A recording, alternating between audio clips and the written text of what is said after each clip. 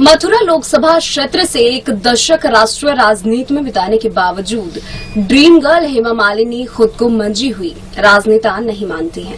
लेकिन उनका कहना है कि इस बार के लोकसभा चुनाव में मतदाता उनके काम और प्रधानमंत्री नरेंद्र मोदी के नाम पर भाजपा को वोट देंगे। इस बीच हेमा मालिनी ने जाति कार्ड भी चल दिया है। उन्होंने खुद जाटों की बहू और ब्राह्मण की बेटी बताया है।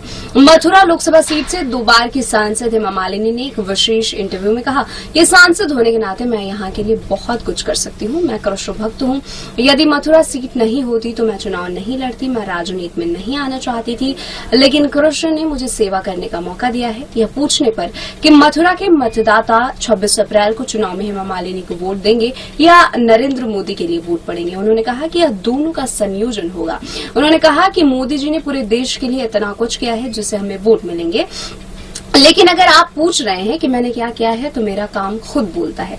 प्रसिद्ध अभिनेता धर्मेंद्र जाट सिख हैं और उनकी पत्नी और जाट बहू होने के अलावा रालोद नेता जयंत चौधरी के राजग के साथ आने के जाट बहुल सीट पर हेमा को एक बार फिर से फायदा मिलने की उम्मीद है। इसके अलावा 2022 के विधानसभा चुनाव में मथुरा लोकसभा की 5 विधानसभा सीटों छाता, मांट, गोवर्धन, मथुरा और बलदेव पर भाजपा को मिली जीत भी उनके भीतर अपनी जीत के प्रति मजबूत भरोसा पैदा करती है। एक सवाल के जवाब में हेमा मालिनी ने कहा कि लगता है कि चुनाव एक तरफा रहने वाला है, लेकिन हमें अधिकतम वोट लेने के लिए मेहनत करनी है। मैं जाट की बहू हूँ और जाटों से मुझे बहुत प्यार मिला है। इसके अलावा मैं ब्राह्मण भी हूँ। एक सवाल के जवाब में उनका कहना था कि सपनों का वृंदावन बनाने का काम अधूरा होने की वजह से वह तीसरी बार मथुरा लोकसभा सीट से चुनाव लड़ रही हैं।